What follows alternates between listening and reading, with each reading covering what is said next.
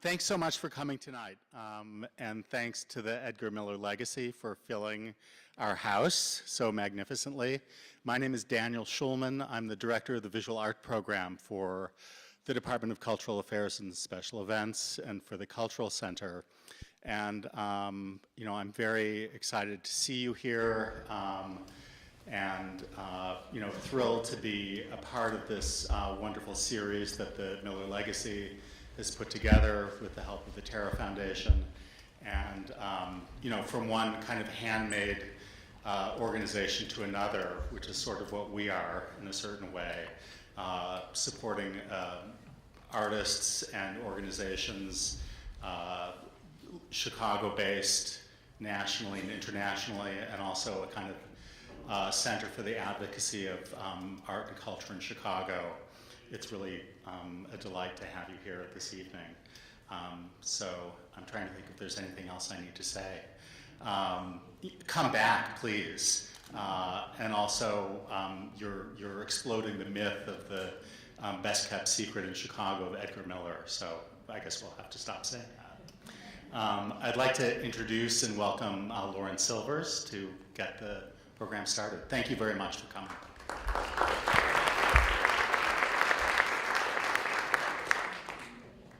Thank you so much. Welcome, and welcome back to many of you. I see some familiar faces in the audience. My name is Lauren Silvers. I serve on the board of Edgar Miller Legacy. Edgar Miller Legacy is a 501c3 nonprofit organization that was founded by a group of admirers of Miller's work who have spent decades saving and documenting his art, as well as preserving his handmade homes that he created in Chicago. The goals of our organization are to preserve and promote Miller's artistic legacy, to encourage the study and research of his life and his body of work, to act as a resource for educational institutions and organizations, and of course, to provide engaging experiences within Miller-designed spaces. We are thrilled to bring you today our final in a series of 5 programs on Edgar's life and work, with the generous help of the Terra Foundation as well as the Chicago Cultural Center. So far we have explored Edgar Miller's work as a designer, as a craftsman, as an architect, as a folk artist and a fine artist. We've explored the cultural context in which his work thrived and lived, and tonight we're going to conclude our programs by talking about Edgar Miller, the man. Tonight's event will be a roundtable with 3 people who have either known Edgar intimately and personally, or who have an intimate relationship and knowledge of his work and of his oeuvre. So tonight we have with us Richard Cahan. And Richard Cahan is a journalist who writes about photography, art, and history. He worked for the Chicago Sun-Times from 1983 to 1999, primarily serving as the paper's picture editor. He left to found and direct City 2000, a project that documented Chicago in the year 2000, and since then he has authored and co-authored more than a dozen books, including Edgar Miller and the Handmade Home, copies of which we have outside available for purchase, and I believe Richard will be signing some copies today for purchase, so that's very exciting for us. We also have Larry Zagoda. Larry Zagoda has worked in stained glass as a designer, crafter, and innovator for over 40 years. His interests have drawn him into select pursuits in architecture, furniture, painting, and sculpture. In the early 1980s, he befriended Edgar Miller through a long-distance written correspondence, and later was instrumental in Miller's return to Chicago and his personal renaissance. During this time, Zagoda fabricated at least 25 Miller stained glass designs, most of which have had a special collaborative quality.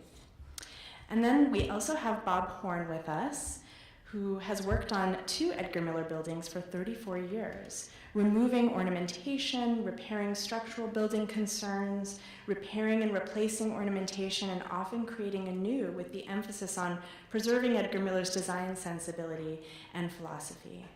Horn happened to work side by side with Miller, creating new works at both the Carl Street and Cogan Miller studios for the last 10 years of Edgar's life.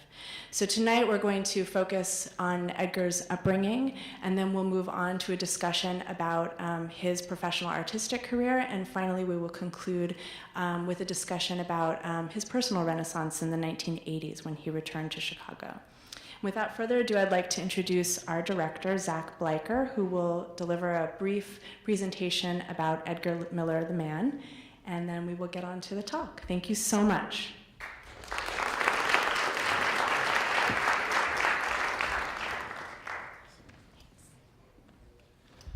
All right.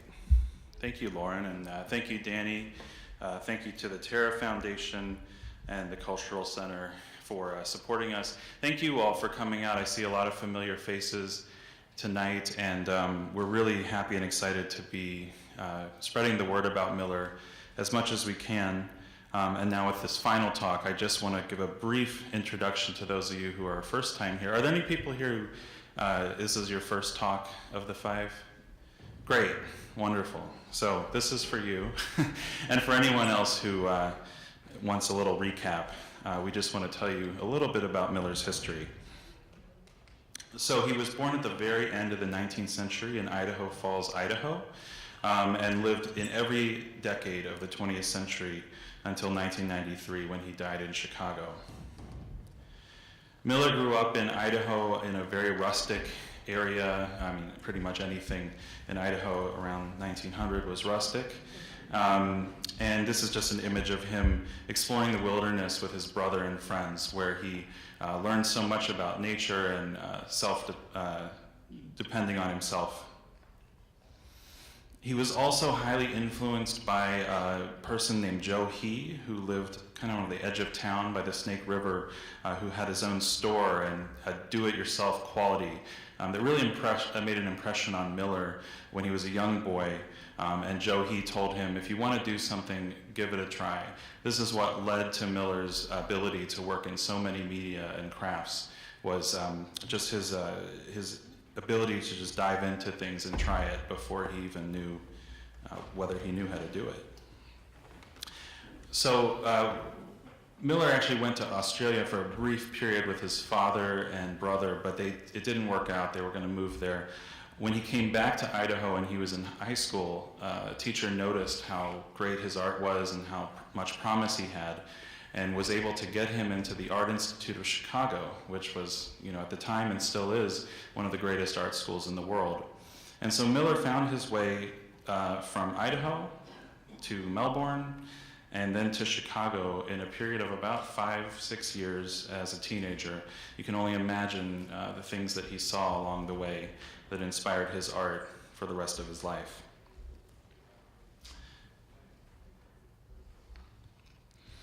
So when Miller arrived in Chicago, this is a photo of him in about 1920 in his studio. He was coming to a Chicago that was much bigger than it is today, many more people, teeming with all kinds of activity, including many, many artists that were moving to the city, both for the Art Institute, for a formal education, as well as writers and other bohemian artists living just in the burgeoning metropolis that was Chicago. Edgar was no different, but he was one of the most unique artists that showed up on the scene around 1920.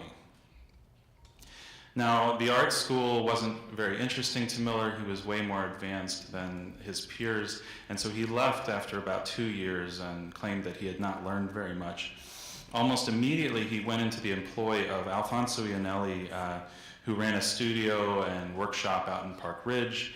Iannelli also did ornamentation and installation work for Frank Lloyd Wright, architect Barry Byrne, as well as graphic design, like this poster on the right, for all kinds of plays and movies of that period. So Miller got a great experience working in Iannelli's studio and learned all kinds of different crafts.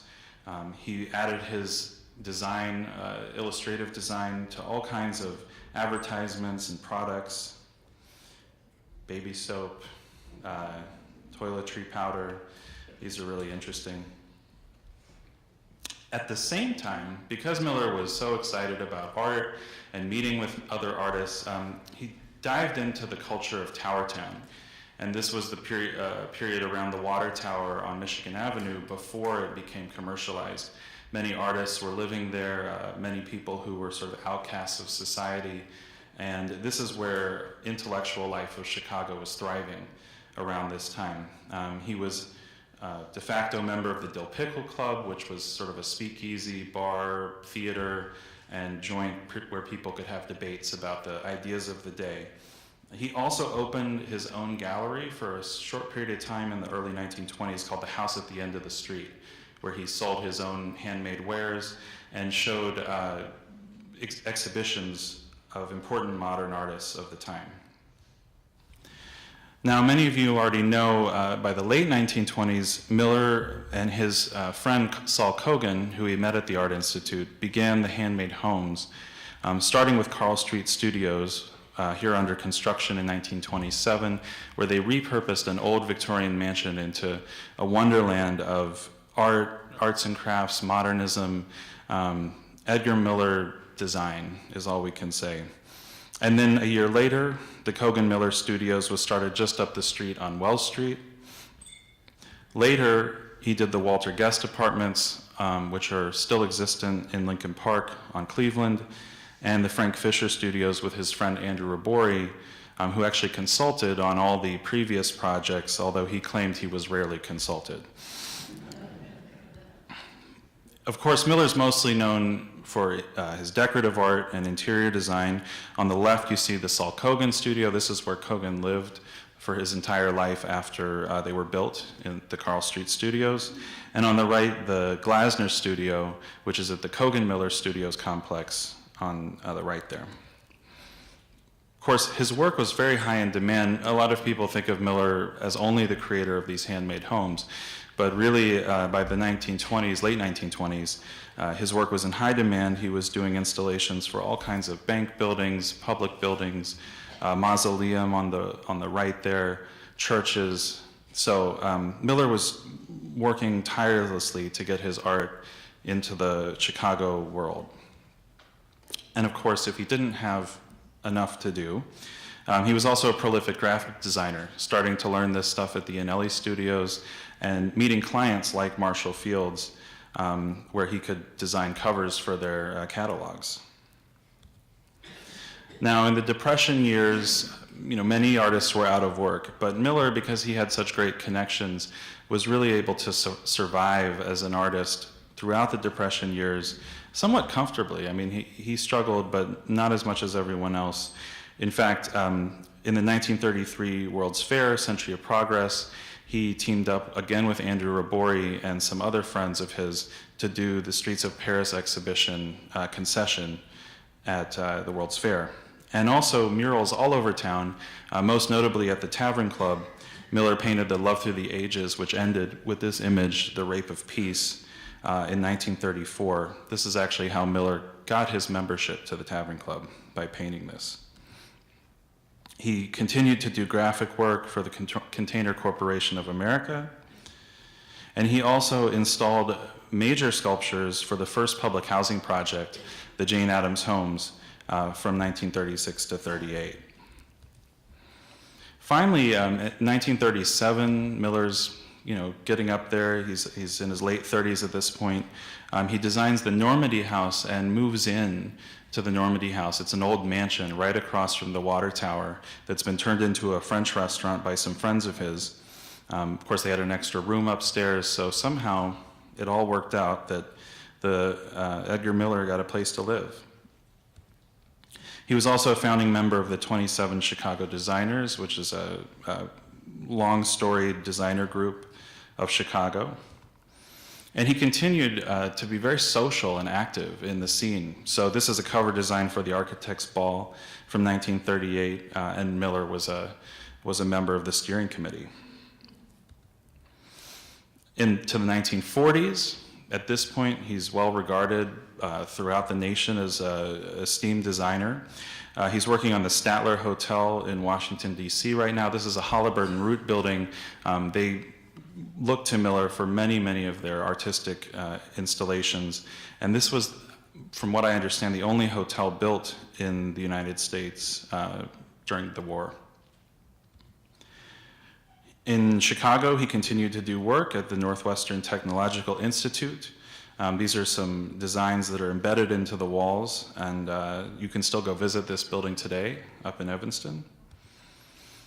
Some places are not visitable anymore, unfortunately, but this is an example of some work he did at the Pierre Hotel in New York City in the late 40s, and you see these columns that are painted. It was the history of food and throughout history.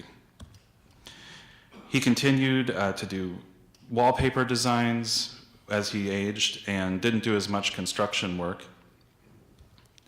as well as these kind of printed fabrics, which he would sell at Marshall Field's and Carson Peary Scott and other department stores. And finally, he returned to the Tavern Club and did illustrations like this for their anniversary booklet of Love Through the Ages. So as Miller aged and became an older man, he continued to work, and this is his wife, second wife, Dale, here in this picture. And they moved up to Sheridan Road, where still many mansions were built along the road there before all the high-rises were going up. By 1967, however, they decided that they wanted to retire, and so they moved to Clearwater, Florida, and bought a motel called the Roxy Motel, where Miller set up shop in the back. You can kind of see the studio right at the top middle, and lived here for 10 years until Dale passed away. After Dale passed away, Miller spent some time obviously mourning, but pretty quickly came back to Chicago, where his brother Frank was still living, and began what was a personal renaissance for him, throwing himself back into his work. At the same time, residents and admirers of Miller were coming back to his Old Town studios. This is Bob Horn restoring both the Carl Street and the Cogan Miller studios.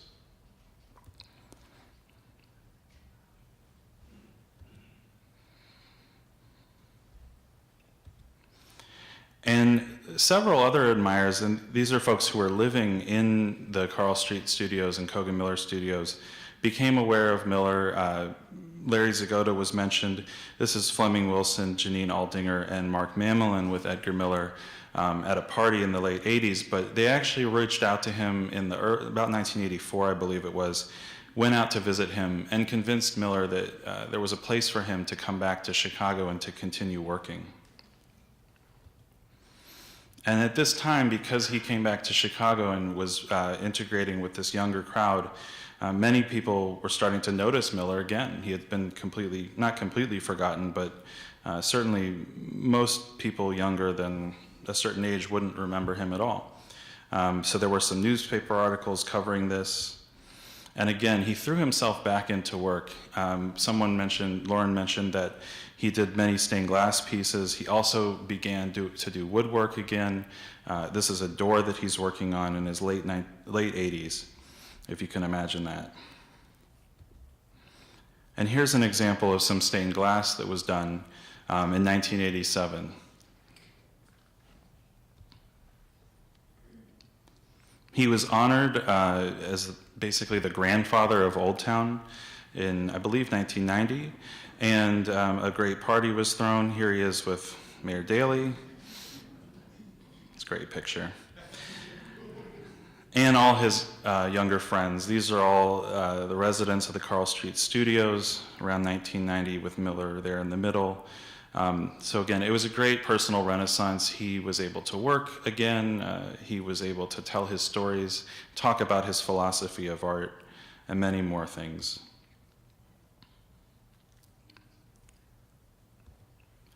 So after Miller's death in 1993, this continuation of the restoration went on.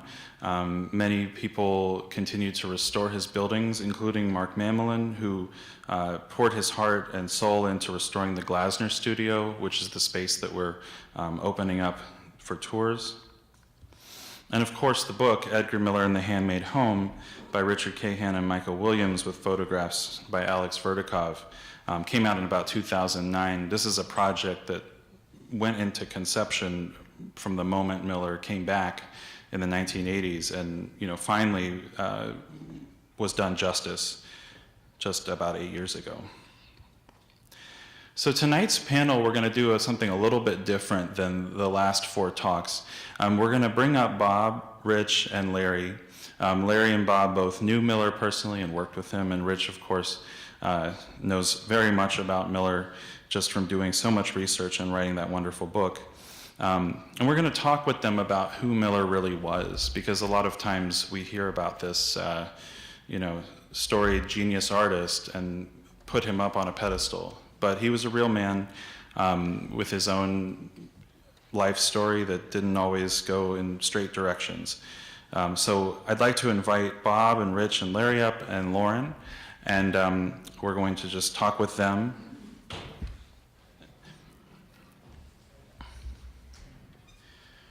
One thing we'd like to do first, though, is show you all just some videos we've been doing of some former residents of the Carl Street and Cogan Miller studios to get us started. Let's see if this works. Okay. See if we can get the sound. I think Edgar was so anti-academia, and he really just didn't have any respect for it. I have to tell you a story that goes back to all this, I think. And Edgar said, "Do you know how I got started in art?" And I said, "No." He said, "Well, let me tell you." He said, "When I was a little boy, I was living in Wyoming, and there was this bar, and it had this giant poster.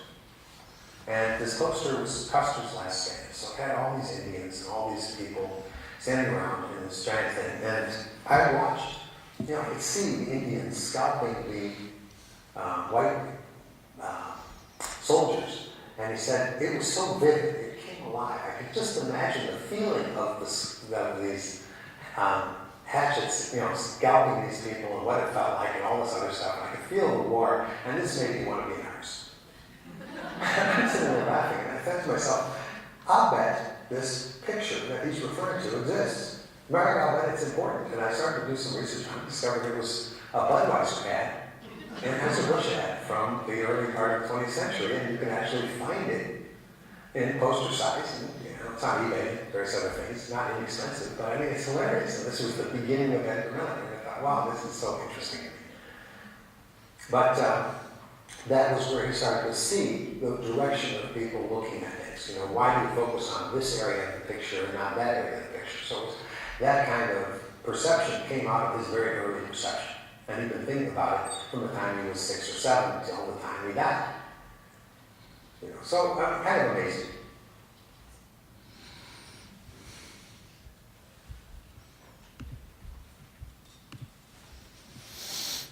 All right.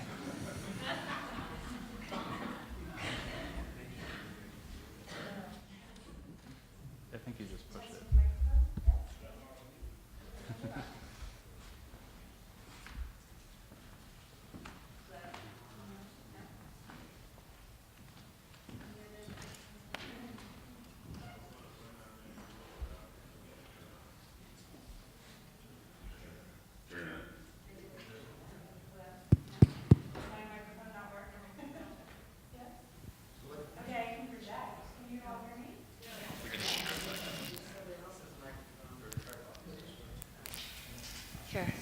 Hello?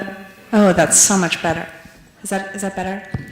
Thank you so much to our panelists. We're going to begin the roundtable now, and I'd like to begin the roundtable discussion by broaching Edgar Miller's childhood. How did Edgar talk about his childhood, and what did he stress? Was it a happy childhood?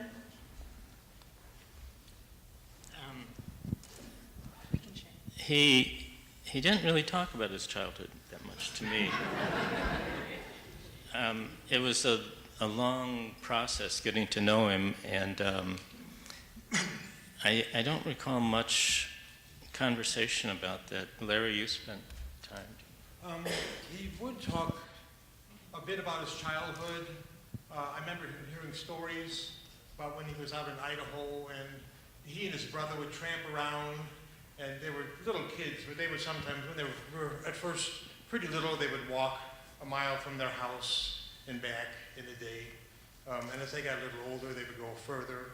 And there was one hike that they ended up going something like 25 miles on foot in one day, and they ended up having to camp out overnight. And he loved the whole business of being around the Native Americans, and they would hunt for the arrowheads and the sagebrush. And you know, and they would hike back, and you know, many of the experiences of the living world back then, so many species of plants and animals that were just immediately there, and his experiences with the Native Americans who would be around Idaho Falls. They would sometimes come there and hang around a little bit, and his father would give them, you know, give Edgar and his brother Frank, they spent a lot of time together. They'd give them some honeycombs to give to the nearby Indians, so they'd have something to eat. And you know, they were quite generous, and he was just developed a very strong love for nature very early on, because he lived in a place, Idaho at that time would have been very much like the frontier, with not a lot of people and a lot of other life thriving. Can you speak a little bit more to the iconography that we see in the stained glass and in the carved wooden panels of the antelope and the nature and the animals, and how you know, his upbringing on the Idaho frontier informed his attachment to the icons that we see? Well, he was when Bob and I got to know Edgar, he was quite senior in his life, and he was also quite humble. And to know the man, you didn't really understand that he had been a genius, that he was a child prodigy, decided to be an artist at the age of 4, and decided pretty early on to carry a sketchbook, and sketched literally everything he saw, plants, animals, and had almost an encyclopedic memory for these many species. So when he would make a drawing of an antelope or a deer or a bird, he would remember all kinds of things about the animal, the colors and the lines, and he could identify it immediately, because he maybe only made a drawing once, but he could go back years later and he would still have the memory of that animal, and through his way of working, turned that into very much of a symbol, an icon. It wasn't really art that was what we would call photographically realistic, but much more of a symbol of the animal or the bird. Could I expand on that? In fact, he had a reputation of not liking people very much. And I think you see it in his iconography. Most of the human forms, except the highly stylized deco-looking ones of humans, most of the other human forms are kind of clumsy. But his animal forms are really elegant and have an elegant line, and I think he resonated more with the animals probably from his early childhood. He definitely liked animals. I mean, walking through the courtyard, he would always talk to the squirrel, or I brought my dog to work, and he was always happier to see the dog than my crew when we got there, and he felt a real kinship with animals. So we just saw a video about Edgar being influenced by this poster. You said it was a Marlboro poster? Custer's Last Stand? Yes. At the age of 4, that's what inspired him to become an artist. Were you also familiar with this revelation, and were there other sort of signal pieces of art or influences that you can make us aware of that also inspired Edgar? In fact, I asked him one time, he was certainly aware of all of the early 20th century isms happening in Europe, and I asked him what influenced him the most. He said none of them, not Cubism or Fauvism or Futurism. He said the single most influential thing for him was the discovery of the cave art at Lascaux, which happened shortly before he was born. But he said that was driving force where he realized the magic of art, and that would have influenced him. I think what interests me is that Edgar left an incredible amount of material about his youth. When he was exiled in Florida, he had time to take a autobiography class. Thank God for that. And he wrote about Joe he wrote about Native Americans that he met. He talked about the acrid smell of that he could from the smoke from teepees. I think that most of his life really his art looked back at that, you know, the animals that he loved and the plants, and even his work on telling the history of food and telling the history of science goes back to those early years where he would read continuously, and I think he loved the idea that he could now start studying these. Interestingly, Edgar is sometimes referred to as a modernist and sometimes referred to as primitive. And those are two descriptions that don't go together very often with an artist. But when you look at his work, there certainly is a primitiveness in talking about the cave paintings. It goes back to that. And the idea of incorporating his youth and incorporating the intellectual curiosity he had later in life really comes together to bring almost a modernist approach to what he was doing. Wonderful. One of the most amazing revelations, I think, was his this mysterious figure, Joe He, that we learned about in, I think, the third program of these talks. And I was wondering if any of you could elaborate on what Edgar said about Joe He and you know, how he himself was a rugged, self-taught artist craftsman in Idaho, and what he said about him. I think the key to Joe He is that he was an outsider who everybody else in this little town of Idaho not only ignored, but he was actually, you know, he was the old coot who you would throw stones at his fence. You would kind of sneak into his studio when he wasn't there and steal something. And this really set Edgar apart in that he not only appreciated this person, but he had a relationship with him, and he you know, learned so much. I think that's the secret of Edgar Miller. I think there were people that saw him and thought he was an old coot. He didn't think like everybody else. And I think, you know, we've now had 5 talks about Edgar Miller, and we're filling the houses. I think that it asks the question, why is Edgar Miller so important? And I think the obvious answer, well, first off, he was a really skilled artist, but there are a lot of skilled artists.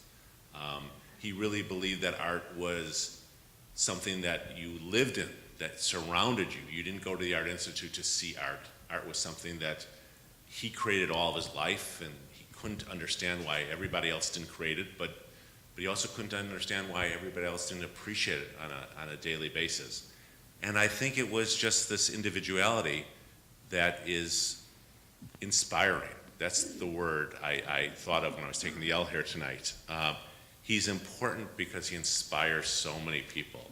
He opens the eyes of people to possibilities, to you know, the idea of filling your house with art. I mean, how many people have we met over the years who have told us they want to do what Edgar does?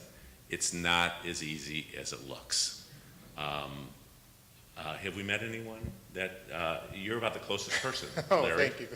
That believes that stained glass and that art should surround you. And you've done you've been part of some really remarkable efforts in Evanston, and I'm sure other places. Well, thank you.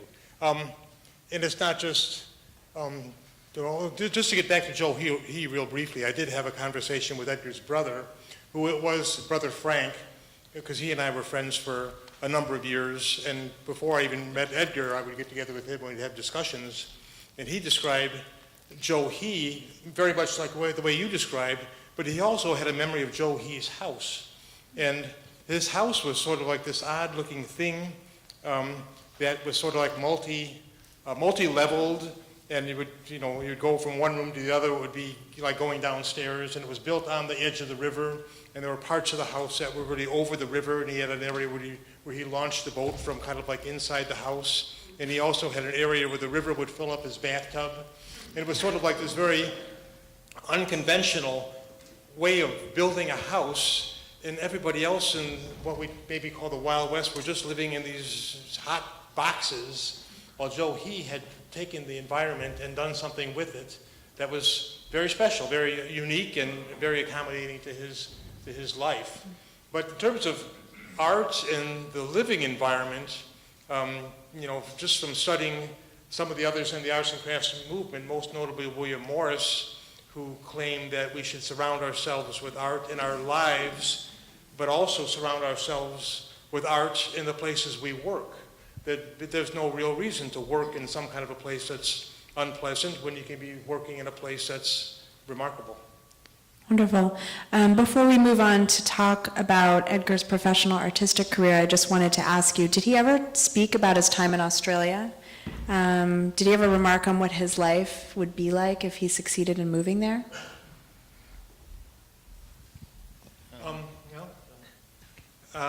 In his time in Australia, Edgar was really a brilliant young person, kind of a genius in a lot of ways. And I know that in Australia, he was never happy with the things that were kind of set up for him.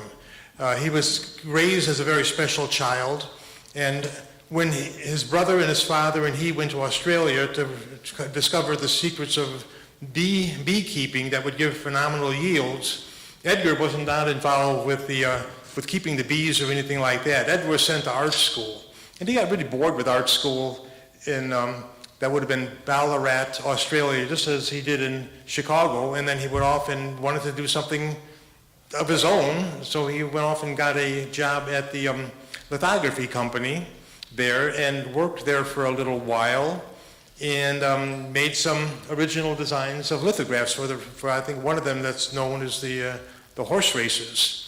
And unfortunately, his father got found out about this, and then they sent him back to the States. They finally figured out that that he wasn't going to follow the party line. He was going to do what he wanted to do, so maybe he'd be safer back in the States. But that was a bit of his life in Australia, being a rebel against the established scholastic world.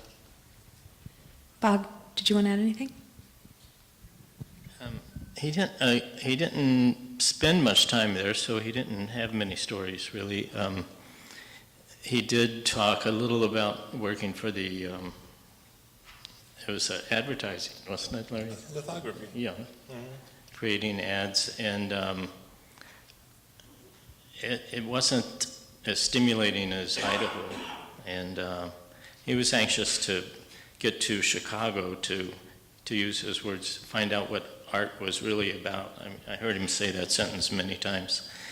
And that's why he wanted to go to the Art Institute to see if they had an answer for that, which he found out pretty quickly. They didn't know either, so. I wanted to talk a bit more about his time at the Art Institute and how he reconciled his disappointment with the education that he received there with his later years teaching there. How did he negotiate that? That is one thing he talked quite a bit about.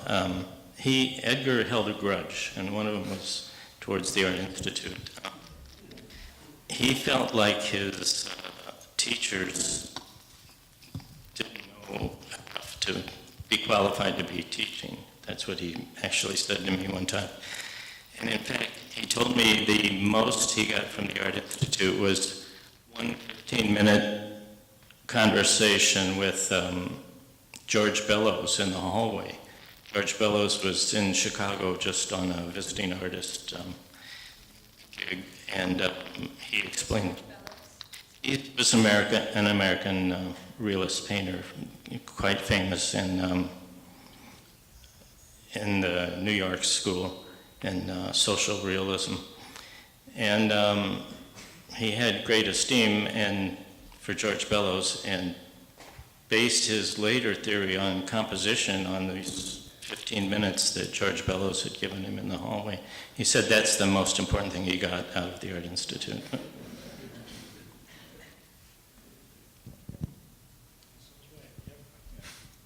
Anyone else want to add commentary about his time at the Art Institute?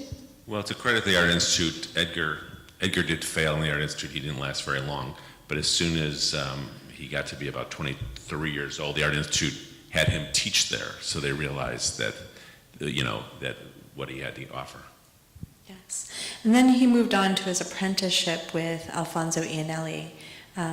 Would any of you like to speak to the influence that Iannelli had on his aesthetic or his work?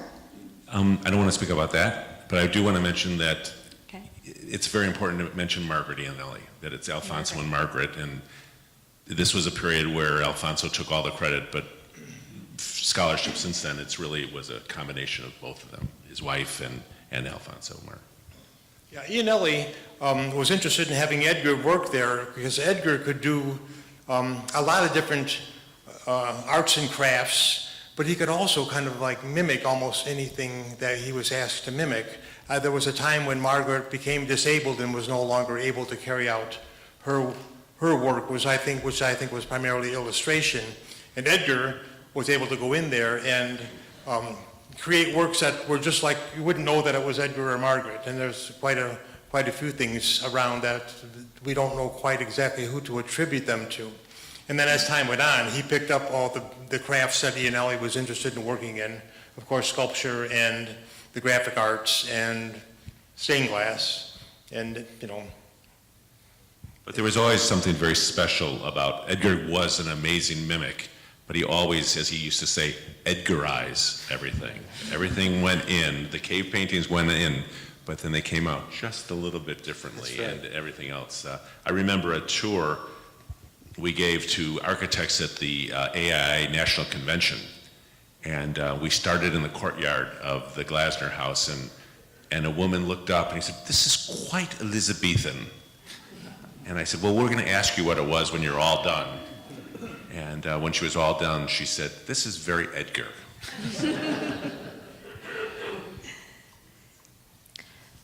And how did he speak of his time working on the Carl Strait Studios and the Kogan Miller Studios?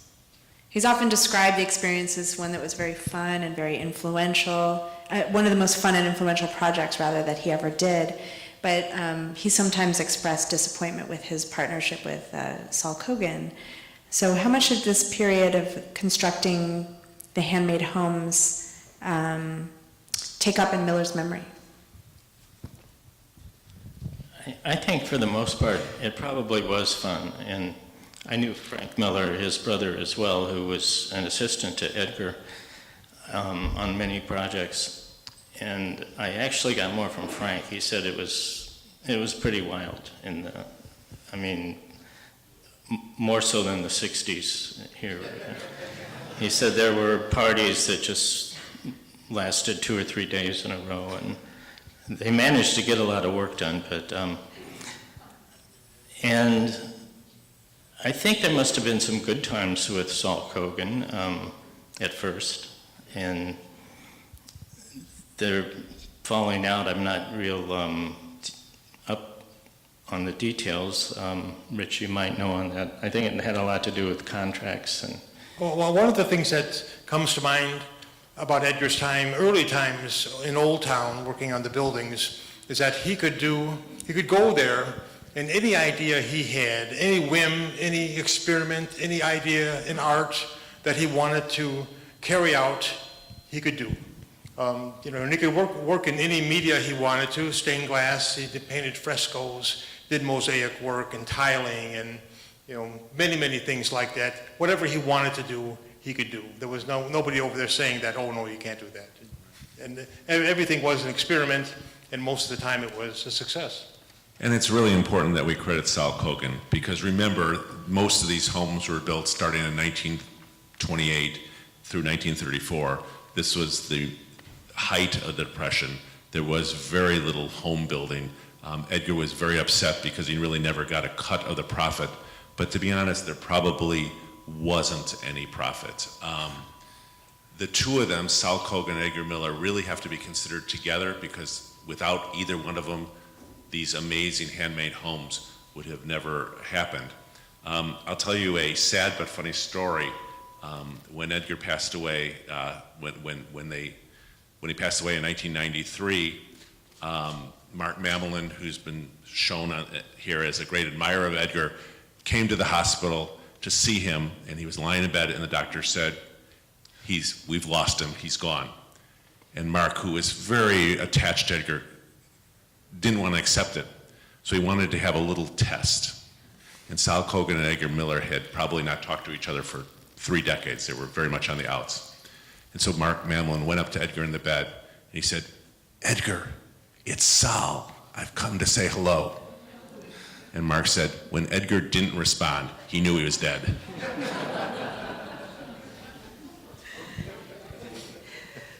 That's a great story. So you mentioned that the Depression influenced, their partnership and the way they work. Can you speak a little bit to the influence of the Depression on materials? And I know that Edgar used a lot of recycled materials and reused materials that were discarded by others. Really curious to know more about that. Well, I'm not sure about this, but I understand that probably in the Depression there was quite a bit of building demolition going on, and that's where a tremendous amount of the material came from. It was recycled common brick, panels of marble that may have been used in bathroom stalls, and it was all there for the taking. Even in my own youth, there were times when buildings were being torn down, and they weren't boarded up. You could just walk right over there and take whatever you wanted. Fancy doorknobs and different kind of things, and people just didn't care about that. So in the early 30s, things would be torn down, and if you had the wherewithal to go there and take it, you got it for free. So that's probably a good way that a lot of these buildings came about, because the materials cost either nothing or were very inexpensive. And also,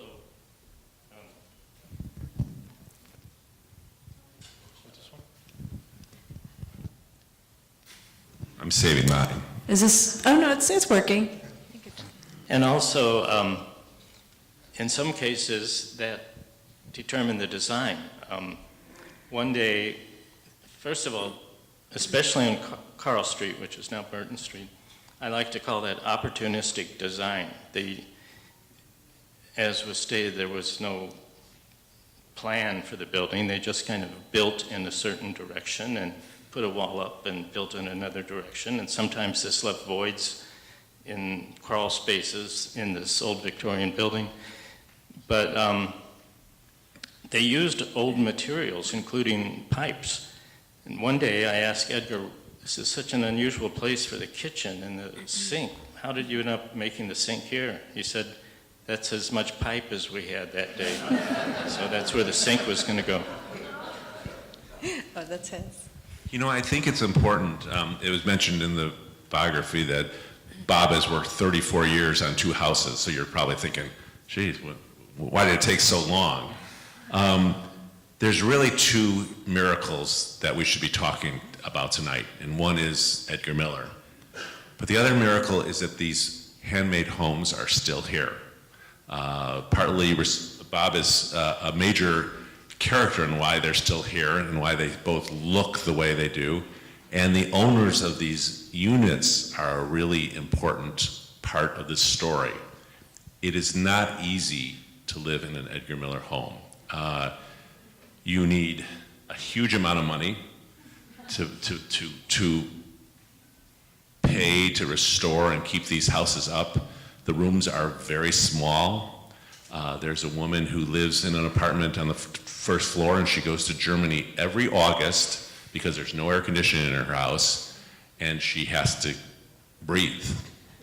The determination and dedication of people who admire Edgar and find this worth saving is really important.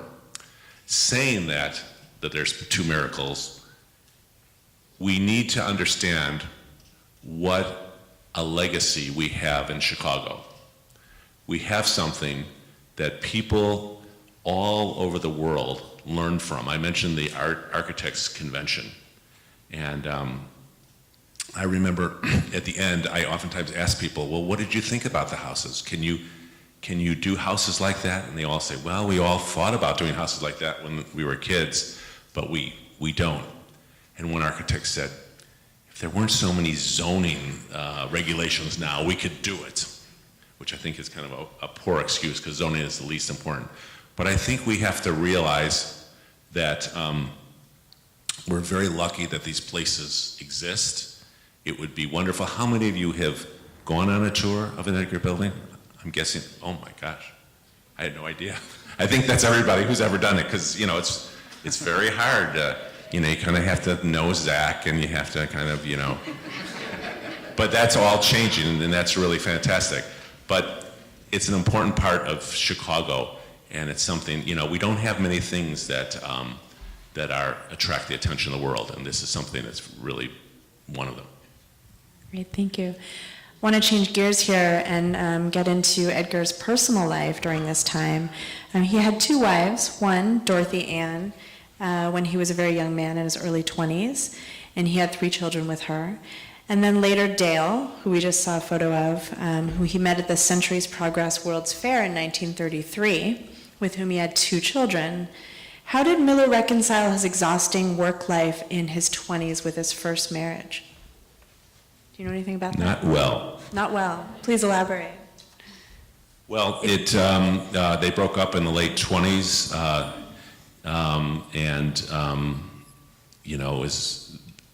well, you can talk about Edgar's lifestyle. He would work till what time in the morning? Yeah. Sometimes. Through the night? Whoops. Yeah, through the night. Through the night. He would start late, about 11 o'clock, and then really there was just a matter of keeping him going, keeping dinner on the table and keeping him going. He had kind of a wild lifestyle. We had a chance to talk to 2 of his kids of a second marriage, and they all say that there was no need to go on vacation because things were happening in the Sheridan home. There was a Balinese dancer who lived upstairs who taught languages. There were birds that flew through the house. There were animals that lived in the house. He was an iconoclast. Wow. That was his later experience with Dale, right? It On was. Sheridan Road? It was. And then he moves to the Roxy Motel. I hope you saw on that little graphic. It was right next to the Boondocks, and that's really what it was. They bought the Roxy Motel, and I think they thought about actually running it as a motel, but I don't think they had the social skills to do it. So Edgar would sleep in one of the rooms, and it was a difficult part of their lives. It was exile in some ways. And he had 2 separate families. How did he treat his first and his second family? Do you know anything about that? Edgar was raised in a very special way. He was considered quite the prodigy and the genius. When he was raised, his own parents, he called his own parents by their first name rather than mother and father. And the same thing carried on with his children, who called him Edgar. They didn't call him Dad or anything like that. So it was just kind of, it might have been a little bit, lacking in warmth in some ways. But Edgar remembered their birthdays, always sent gifts and made art for them, and there were just many, many pieces of art that were dedicated to their children that came along over the course of time.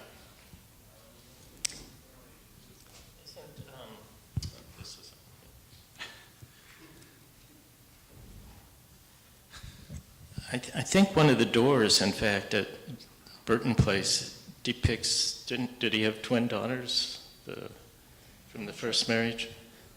Yeah, and I think that was done in commemoration of them. Besides, he made furniture for the kids. But it was hard. I mean, Edgar Miller was a force, and when your dad is a force or your husband is a force, it creates certain problems. And certainly the first marriage ended badly. The second marriage was very romantic throughout it. Well, Edgar and Dorothy, his first wife, His first wife, I'm not certain where they got married, but they ended up living in Batavia. And Edgar couldn't stand it. And that may have been part of the problem. And then eventually he just moved out and moved over to Tower Town and the little Bohemia in Chicago and became part of that. And that was very much his life for his entire adult time in Chicago, except for this brief stint in Batavia. And when he lived there, I was in the house once. He had painted a mural. Dorothy was quite senior when I met her there, and she had some of his things, some drawings and prints and stuff like that. So that he definitely did live there for a while, but probably that was the breaking point. He couldn't stand being away from the world of the city. Did he speak much of his wives and his children's and perhaps his other romantic entanglements, or was he very much focused on his art and his craft and his work? I guess this isn't going to work. At the time that I met him, he didn't refer to his personal life that much. I learned more about his brother than, and you could speak to that, Larry, probably, but his brother adored him, and Edgar didn't necessarily treat him equally, but they were a constant relationship. I mean, doing work together and collaborating. And remember, Edgar had other jobs too, so sometimes he would lay out a pattern and tell Frank what to do, and Frank would do a lot of the carving, and Edgar would come home and continue with him throughout the night. But I learned more about his brother, I guess, than his personal life. Yeah, there wasn't a lot said about his past. I would spend time with Edgar. We'd get together at least once a week for several years. Usually go out to lunch over at the place at LaSalle and North Avenue, Mitchell's, and we walk across this little empty field at that time that was full of the herb, that very fragrant tea herb. We walked through that, and it would stir up the pollen. It would be very fragrant. And he would talk about things, that most of the things he was passionate about at that time were his ideas about the analysis of art, the lines that he would connect on various pictures to determine the focus of the paintings, the edges of the paintings, and all that having to do with the split hemispheres of the brain, and all this reinforced the whole idea about how an artist designs a thing, a one thing that's united, that's complete, a single composition, and good art, that is, and children's art too, and very much also the cave art. He's proved this all across the board, and it was the reinforcement of the creations done on the right hemisphere of the brain. Although we understand that the right and the left hemisphere are working in tandem when one creates a work of art, but much of the conception comes from the right hemisphere. And he would talk on this, And Larry and Bob, endlessly. did you guys ever understand him at all? It took a while. You did, though? Oh, yeah. Oh. I kind of got it eventually. You're the only one. I think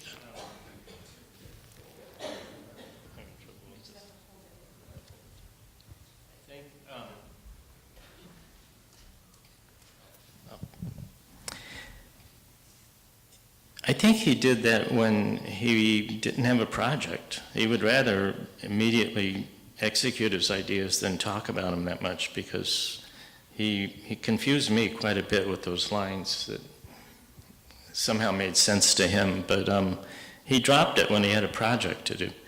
And you've mentioned on something, Larry, I wanted to expand on about seeing the unity of one thing. That is, I believe, how you have to look at these buildings, not as architecture. I think he clearly saw them as just another art form that you stepped into. That's probably why I had so much work, because they weren't always built that well, and but he was preoccupied with the sensation and the experience, the visual experience. So it's important to think of them as art that you entered. We had a chance, we wanted to look for building permits for the structures that he did, the Well Street structure we looked at first, and we did find a building permit, and it said remodel front door. And 5 years later, the remodeling of the front door was over. So the interesting thing, and Bob touches on it, was that he never really had a plan. He was like a sculptor, that he would do something and he'd say, okay, let's put the stove here, that means the room has to go here, and that's what makes the houses so unique. Well, the buildings do have a handful of rules that he uses. The whole idea of every unit, every apartment is a duplex, so it's 2 stories high, even though it might be up on the 3rd floor or the 4th or in the basement part of it.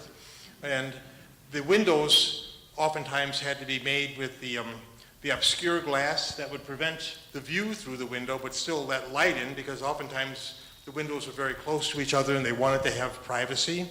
The enclosed courtyard, in which in the city, he claimed that there was a fallacy of the front lawn, the kind of, southern plantation in the middle of the city, the manorial place in the city where there really isn't very much room. So he took that little bit of room and enclosed it with a wall and a locked gate where nobody could get in there except the residents and their guests. And all kinds of beautiful detail was able to be brought into the courtyard, the garden, and it would stay there because, it would be limited kind of access.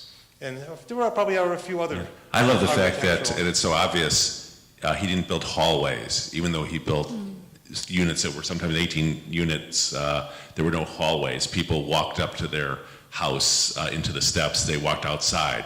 What was the point of having long hallways, which just wasted room and space? Mm-hmm. And how did he make this transition from a seemingly bohemian artist of the 20s to a professional tavern club going designer of the 1930s? I think he had amazing talent. Sometimes I think of Edgar, you all have seen the street performer who has a harmonica and cymbals on their knees and drums, and they walk around and they're a one-man band. And it's always a curiosity, but of course they don't do any of it really well. Edgar liked to brag that he did 31 arts and crafts. But what was remarkable, and I think very singular, was that he did them all well. And that gave him the ability, that makes his work very special. Great. So let's move on to Edgar's personal renaissance in the 1980s. When did you first meet Miller, Bob and Larry, in the 1970s and 80s, and what was your first impression of him?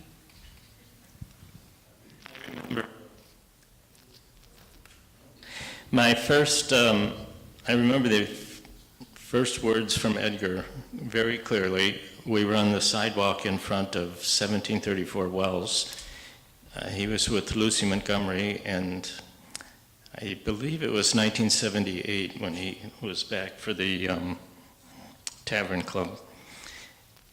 And Lucy Montgomery said, "Boys, this is Edgar Miller." And we shook his hand, and the first thing out of his mouth was, "I didn't make a penny on this." And that kind of introduced me to what his personality was going to be like. And then it was like any relationship. It was a slow growing, learning a little more each time, and eventually I would say we became friends. He would come to my Sunday figure drawing group, and we had many, many conversations, and like Larry said, it was more about aesthetics and big picture things. He didn't open up about his personal life that much to me. And he was very involved with politics. He was livid watching the news. This was, I think, during the first Gulf War, around then. And he would swear at the TV, but that was my very first impression. And none of us, we were working on his buildings for a few years before we even knew he was alive or who he was. There wasn't a nice book like that at the time, so we gradually got to know each other and know the history of the building. And another early story was, I said, so Edgar, were you like the artist and Saul Kogan was the architect? His face got red. He looks over at my dog and said, that dog knows more about architecture than Saul Kogan ever did. Okay. I had a very kind of prophetic episode around 1976. I was working at an antique store on Wells Street, a place called Hawk and Handsaw, where they bought and sold all kinds of wonderful architectural fragments, fireplace mantels and pier mirrors and carved stone and terracotta and stained glass windows. And I was working there full time and kind of learning stained glass on their time. They believed that I knew more than I actually did, but did repairs and a little bit of replication and different things and working on historic stained glass windows. One day, somebody brought in a piece of stained glass, and it was just different from a lot of what I had seen before. I recognized it as being Art Deco, and it was painted. So in stained glass, we have painted glass, like church glass is always oftentimes painted. And the man who owned it wanted to have the center medallion of it taken out, and it was a center medallion of a stylized grape cluster with a vine, and he just wanted a piece of plain glass put in its place. So I did this task, and then I asked him, do you want this thing I took out afterwards? And he didn't want it, and the antique store owner didn't want it, so I took it home. And it sat in a drawer for a number of years. Then we moved ahead to 1980, and I was doing a lot of photographing of what we would call nonconformist architecture, and came across the Edgar buildings and was taking pictures. And a friend that I was hanging out with, we found the building on State Street. My friend told me that, oh yeah, there's a bunch more of this kind of sculpture over in Old Town in Burton Place. We walked over there and took a look at that, and that kind of got me started, and I was discovering the buildings, and over time I was going to the library and looking up the index of periodical literature and finding all the things that had been published about him. And then lo and behold, I found out that he was still living in California. And this is from Lynn Abbey of the Chicago Art Deco Society, and she also gave me his address. So I wrote him a letter, and he wrote back. So this was going into the early 80s. Then in 1984, he and I met personally when he came to Chicago as a guest of the Tavern Club to receive the Bonifex Maximus Award, which is really kind of a bogus award just to have a party, the Tavern Club. And so he came to Chicago and stayed in Chicago for about 2 weeks, and we hung around together for a good part of it and went to some of the various sites, and I photographed a bunch of the work when he was around, and worked on one of my stained glass projects together, and that kind of started our stained glass effort together, which eventually turned into something like 25 separate stained glass projects. He went back in '84, he went back to California and then decided to relocate in Chicago sometime around 1986, and that was with the help of some of our other friends, the Aldingers and Mark and a number of others. Rich, you've written nearly about every facet and aspect of Chicago. How were you introduced to Edgar's work? It's unique. Oh, sorry, I was to Rich. How I was introduced? There was several projects to write his life story that were all stalled. Larry, you were involved with one of them, or you were helping out one of them? Probably. Several master's theses, and there were many projects that people had talked about for decades, and I'm really the author of Lost Causes. If you know about Richard Nickel and Vivian Meyer, this fits right in the whole thing, and I helped them gather this. Larry, I think, showed me 2,000 photographs and clips of Edgar Miller that he had collected, Wow. so there was a lot of interest in it. I forgot to finish the story, by the way. Oh, the please. stained glass fragment I had squirreled away in a drawer, and I had already known about Edgar's work and had been, corresponding with him.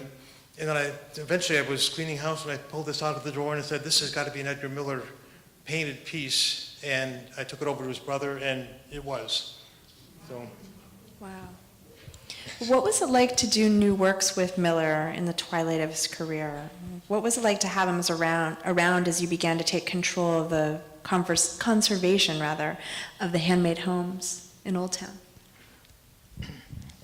Well, the most important thing was you had to bury your own ego in a project like this. When I would give tours of the buildings to people, and they would say, well, you've been here at that time maybe 25 years, what have you done? And that was always the goal, that they couldn't see what we had done. A lot of workers, and they were often other artists that I brought in, were excited by what they saw, and they wanted to do something creative too, but I said, no, you can't. You got to honor what we're looking at here, and not leave our fingerprints anywhere. So basically, when we collaborated on things, I just got out of the way. I did the lifting for him and the setup, and I remember one of the doors he was making for 155 Burton, a bedroom door. I went out and had a piece of cherry fabricated and brought it back to the job site, set it up on some sawhorses, and got Edgar the gold leaf and the silver leaf and just let him go. And it was fascinating because he never had a sketch. He just started working. In fact, the story that Mark tells is he's thinking, what, has he lost his mind? He just started putting silver and gold leaf randomly on this expensive piece of cherry. And after that, he started seemingly carving abstract shapes. And pretty soon they turned into animals, and it was a very tight composition, as if he had programmed the whole thing from the beginning. And there were no preliminary sketches. He just must have seen it, and he knew what it was going to look like. And so that was informative to watch his methodology. And Bob, do you remember the end? So Mark Mamlin sees this piece 2 weeks later. Edgar worked on it for 2 weeks. And Mark said, you know what, Edgar, I was really worried about this piece. Edgar was about 86 years old. And Edgar said, so was I.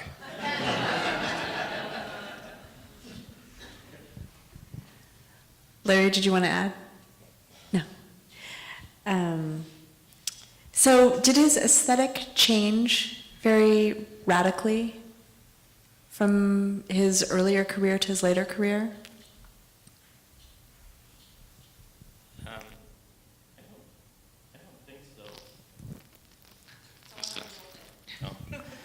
Okay, I don't think so. His line got a little shakier when he did the painted glass, and we can usually tell by looking at the work about what decade it came from. But he established his vision fairly early and stuck with it.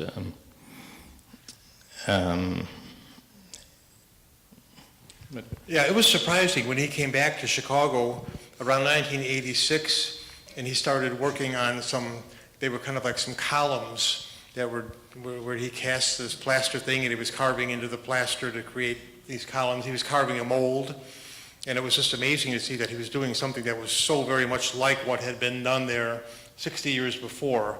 It was amazing. But his decorative work had its own unique quality, but then he also had his drawings, of which he had created, several every day for most of his life, thousands and thousands of drawings. They have their own unique kind of quality. And then some of the paintings that we later came across that you would never even think that these were Edgar's things, and they have a different kind of quality. So he's got a number of different, aspects of his work that are unique, but they don't always necessarily blend together, the decorative with the fine art. And it's a big variety when you really start to study the works closely. And there's really two themes that he started, I think, as a young man and continued till his death: the beauty of nature and the folly of man. And whenever you see a human being, whether it's the history of food or the history of drinking or the history of love, it's always, we're not getting very far in life. We're turning around in a big circle. And he was also developing what he was referring to as a universal philosophy of artistic creation. Could you speak more to that? I know we talked about the right and the left hemispheres of the brain and artistic creation that would unify that. Would love for you to elaborate a little bit on his aesthetic, if you could, or his philosophy. I see the philosophy expressed more in the work itself rather than any particular thesis, but one way it was expressed, and Larry hit on some of this, he drew no distinction between arts and crafts. If he was making plates, painting on china plates, or if he was doing a commissioned portrait. He was also an easel painter. A lot of people don't know about that, but he accepted portrait commissions. But whatever he was working on at the time was of equal value. One wasn't just to make money. I asked him one time what his favorite thing was out of all this work and buildings, and he said whatever he was working on was his favorite thing. That's true, yeah. That's beautiful. For our final question, I wanted to ask each of you, how do you see yourself as inheritors and preservationists of Miller's legacy? Well, I wouldn't characterize it that way. I see it more as being lucky to be able to have worked on those buildings. It's pretty nice if you have to work for a living to go into these spaces to work. So it was really quite a pleasure. And being able to know him, it was as inspiring as I think he was inspired by Joe He. I believe Joe He gave him a lot of confidence just to keep being creative. That's probably where Nike got the ad, just do it, because one such story, Edgar wanted to take a course in batik and didn't have the $65 or whatever it cost at the Art Institute. And so he went home and looked in the encyclopedia and figured out how to do it himself and did a lot of batik after that. And the next year he won the Logan Prize for his batik work. So. Sure.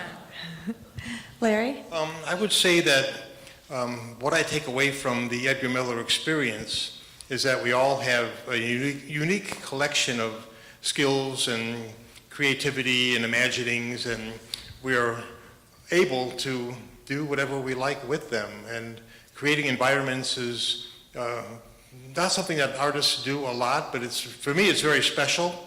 And I don't have anything of the same skills or imaginings that Edgar had, but I do have things that are mine, and I'm able to create environments that are unique in their own right and special to me. Rich?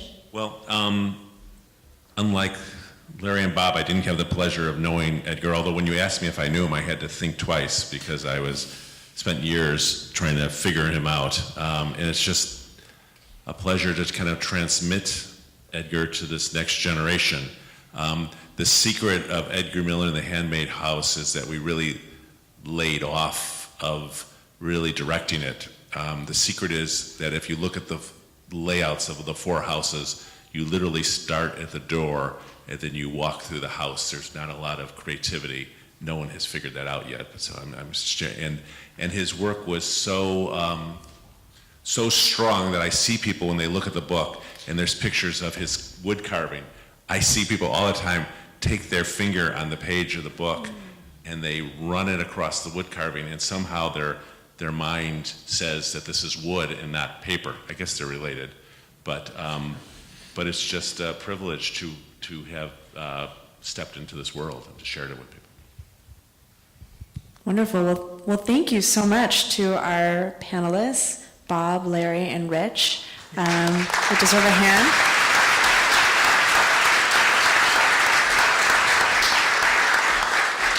And thank you to Zach as well for the brief exposition of his life. We would love to open up the floor for questions from our audience. But before we do so, I just wanted to continue also thanking you, our audience, for your dedication and your support. Again, we see a lot of familiar faces here today, so we really appreciate that. Wanted to also thank Edgar Miller Legacy staff and volunteers, and of course, all of our supporters, and the Chicago Cultural Center, as well as the Terra Foundation for making these talks possible. I also wanted to mention that there's a possibility for you to visit Miller's masterpiece, the Glasner Studio. We are currently offering tours for September. So we really hope that you'll be able to join us for a real-life experience of one of his most exquisite interiors. For more information on that, we invite you to visit our website, edgarmiller.org. /tours if you want to access the tours site. And of course, we really appreciate your support, and you can actually visit our website and support us directly on our website. So, I have a sense those tours are going to be like Hamilton tickets. yes, they are. You better visit the site often and get those first reservations. It is true. We actually were offering tours in the spring as well, but they are sold out. So we will be resuming the tours in September, and they are on sale now. Great. So I'd like to open up the floor for questions. Yes.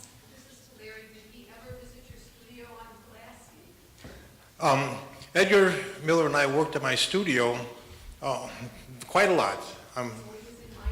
He was in your neighborhood.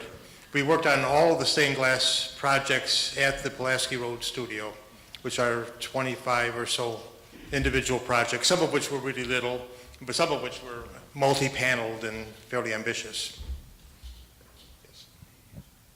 Yes. A quick two-part question. One is, Franklin Miller went to... Can everyone hear the questions? When No? Miller went to Australia, that was around the same time Walter Burley Griffin had won the design for Terra.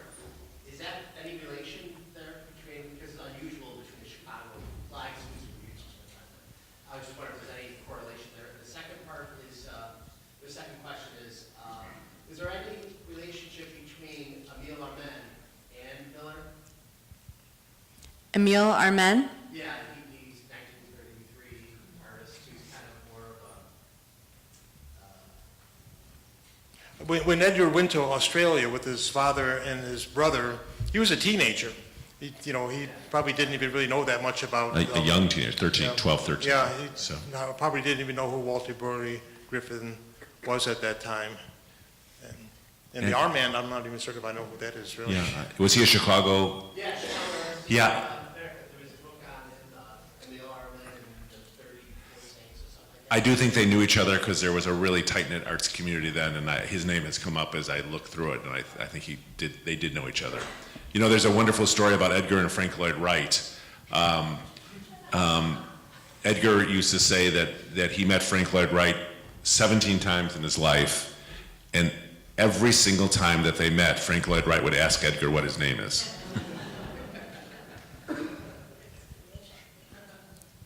Other questions?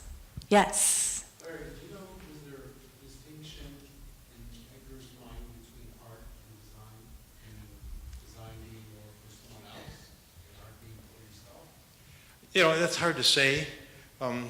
Design is, he did graphic design. I mean, in his own way of thinking about it, it was all the same stuff. It was creation. It was, he was designing for, words and pictures on paper would be graphic design, or architectural design. It would be designing space and light and dark and open and solid, etc. Or designing a painting on canvas. For him, it was very much the same thing and not a lot of distinction between the many things like that. Also, do you know if he traded with other artists? Traded? Did he have artwork of other people of that era? The only piece that I know about for sure is that he had a painting by that famous American expressionist whose name escapes me right now. He was from St. Louis, but that disappeared a long time ago. Thomas Hardy. Albert Bloch, that was who it was, yes. He was a friend with Albert Bloch. But like, did he have Ian stuff? Probably not. Edgar and Nellie had a bit of a, let's say, I wouldn't say hostile, but indifferent kind of relationship toward each other. I think after Edgar left the Ian Nellie studio, they weren't especially close. And I'm not certain that Edgar admired his work that much. He was, he never really came out and stated that he admired it, that I remember, but it was never, he always kind of held Ian kind of like at arm's distance in retrospect or in speaking of him in the past. Did he feel differently about Margaret Ianelli's work? Pardon me? Did he feel differently about Margaret Ianelli's work? He never talked about Margaret Ianelli. He talked about the studio, but not about individuals in the studio. Did anyone ever, by chance, get to go to Edgar's garage sale in the 1960s? It was the ultimate garage sale, held when they closed the Sheridan Road. I had a painting from that. He collected art because he wasn't that attached, really, even to his own work. I was restoring the red door one time in the 70s when we first met Edgar, and I said, what color red was this, Edgar? Was this like cadmium red light or cadmium red medium? And he thought for a second, and he said, that thing? Why don't you just do something new? And he wasn't even attached to his own work that much. The most important thing for Edgar was to work, and it wasn't having big meals or soirees. He just wanted to work all the time. Yes, over here. Was Edgar, did he practice any religion or have any affiliation with church? The question was, did Edgar practice religion, or did he have any religious affiliations? His family was Presbyterian, but that's where the story ends. There was a story, although Edgar really was never practicing of any religion, but he was doing some work, maybe it was in the Evanston church, and I believe the priest was there, and Edgar was crossing in front of the altar, and I think he genuflected, and then the priest went up to Edgar and said to him, no need for that, I know you people have your own code, and he kind of saw that maybe it was for the benefit of the priest rather than because of Edgar's devotion. So. If there was anything, I think he believed in nature, not any kind of supreme being. In fact, I think it might have been too incomprehensible for puny humans, I think, from his point of view, to even come up with any kind of explanation. So he saw it in nature and animal forms, and that seems to give him the most meaning. But we're forgetting one thing. He did do beautiful Christmas cards. Yes. Bob and Larry, I get the feeling that he was not a big talker. I mean, he didn't explain a lot of things. When, you'd say he didn't talk about that. Do you have some adjectives that would describe him as a person? I mean, was he Can you hear the question? I see a lot of. The question was about, whether or not Edgar was a great talker, and it seems like maybe he was somewhat reticent about talking about his personal life. Was he fond of certain adjectives, or did he? Oh, do you have adjectives that would describe him so we can have more of a? I would call him introspective, but he spent a lot of time talking about the nonverbal world. Let's put it that way. He claimed to be nonverbal, but he sometimes talked about that quite a bit. And he was quite the ladies' man, with a beret and his artistic background. He would go to Nookies on Wells Street, and There's one other thing I just thought of to answer that question. I believe there was a point at which Edgar said, the worst thing that we invented was language, because language allowed us to lie to each other. So that was one perspective on how he saw, speaking. And That's actually, Plato has a myth about that. mm-hmm. Don't want so to he get off was topic. obviously clairvoyant. Yeah. But at the same time, I wonder if he read Plato and read that, the myth I'm sure of he talk. did. I'm sure he did, and at the same time, you know, it does sound like he was very good at using language, we could say. So even if he thought lowly of people who used it, you know, for nefarious purposes, he was quite good at wordsmithery. Bob, what adjectives would you use to describe Edgar? I think I should correct something I said earlier, that he didn't like people very much. I think he was disappointed in the human race. It wasn't that, if you got to know him, he was quite friendly, and he had a circle of friends, but I think he felt we could do a lot better, and maybe that's why he trusted animals. Yes, in the front here. One thing that stands out to me in the book is the Mexican tile craftsmen, which you haven't talked about. Can you discuss their relationship and influences back and forth? Sure. Edgar worked with a man by the name of Jesus Torres, and Jesus was a craftsman in his own right, but very much influenced. He was from Mexico, and I would say that their styles did not match, but somehow together they were both so had so much force and personality that you can almost go from one to another. It's almost like a dialogue. Somehow, I think it works. How do you guys feel? I think that one of the things we have to realize is that in Chicago in the 1920s, it was very much of a Renaissance city, and there was a tremendous amount of information available. So if you never went to Barcelona, you could still study the works of Gaudi very closely, as you could if you never went to Vienna. You could study, you know, Klimt and the architects there, and many other phenomenal cities around the world, because all the information was immediately available. And Edgar was able to find out many of these things and probably drew a lot of inspiration from Gaudi with the tiling, and maybe some of the others also, like Jesus, probably did some of the same kind of thing with the extensive tiling that's done in the environments. He's been kind of referred to as Chicago's own Gaudi. So. Yes, we have time for one or two more questions. Yes. I have a question about his relationship with Andrew Rabori. You mentioned it briefly, and I know that building that they worked on together. And I used to live in a Rabori building. He had great esteem for Rabori. He did. I think he was a friend, but also he certainly didn't like Wright, not just for personal reasons, but aesthetically they were different. But he always had kind words for, he called him Andy, in fact, Andy Rabori. So, and they did collaborate more on the State Street building.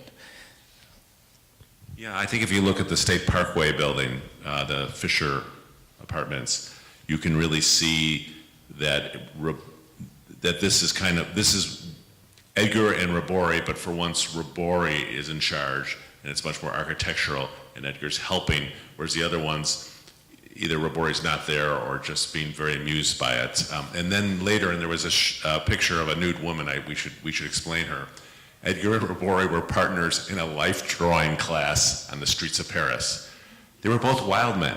They were both unbounded, and I think that their work reflects that. One more question, all the way in the back. Yes, thank you. Speaking of Gaudi, whose work is so, they echo each other. And people stand in long lines and pay big money to go to Gaudi houses. They go to Barcelona to see them. Has there ever been conversation about using some of these houses that way instead of trying to still make them work for people to live in them?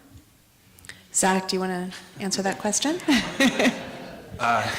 Yeah, the answer to that is yes, and I think people have been thinking about that for quite a while.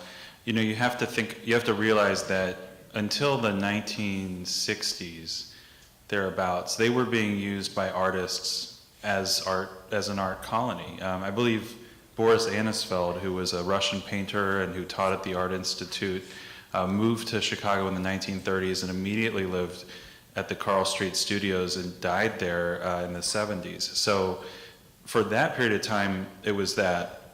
And then in the 1980s, as the Old Town gentrified, people found them really interesting, and we talked about some of the owners who helped to keep them alive and restore them.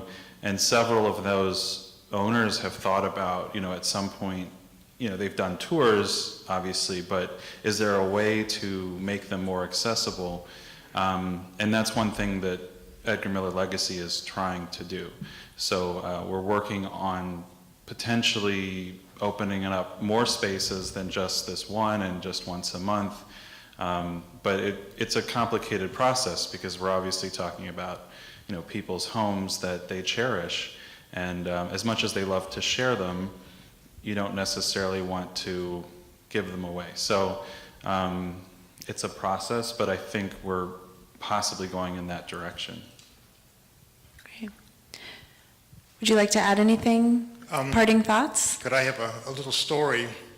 And I'm not certain when it took place. It may have been in the 1930s. And Edgar Miller was well known around Chicago. And he was recognized as being a generalist, which is sort of the opposite of a specialist, where he would, he was able to work in many media and do a lot of different things. So they considered him a generalist. And he was also a bit of a crackerjack architect. The people from the zoo, Brookfield Zoo, asked him to redesign the Monkey Island. All the monkey islands of all the zoos around the country, there were the monkey murders going on, and the monkeys in the zoos were getting killed like crazy. So Edgar Miller set to task and redesigned the Monkey Island at Brookfield Zoo. And then the newspaper reporters, afterwards, the newspaper reporters came along and they said, how did you know how to design this island that would stop the monkey murders? And Edgar's answer was, I'm a monkey. Beautiful. Thank you. So before we say goodbye this evening, I'd also like to see a show of hands. Who's here for the first time this evening? Anyone? Oh, many of you. We are going to be passing out a survey to get a sense of what you already know about Edgar Miller, and we really love your feedback. So if you could identify yourself again while Sophie passes out these surveys, we would love to have your feedback. I also just wanted to mention that we do have this wonderful comprehensive book on Edgar Miller's life and work with beautiful full-color photographs and amazing text by Rich Cahan for sale. And I believe you will be signing some books as well? Yes. So they will be signed copies. Zach, do you want to say anything? And again, we just wanted to thank everyone for coming to this talk and to all the talks if you've been to them. It's really been a very exciting time to rediscover Miller again and hopefully get his name out there some more. Thank you to Terra Foundation for supporting this. We couldn't have done it without them and our partners, the Cultural Center, all the other previous partners. And then, of course, you all for coming out to this and showing your support. We really appreciate it. Thank you, Bob, Larry, Rich, and we hope to see you again soon on a tour, and we'll be letting you know about some upcoming programs in the future. So thank you.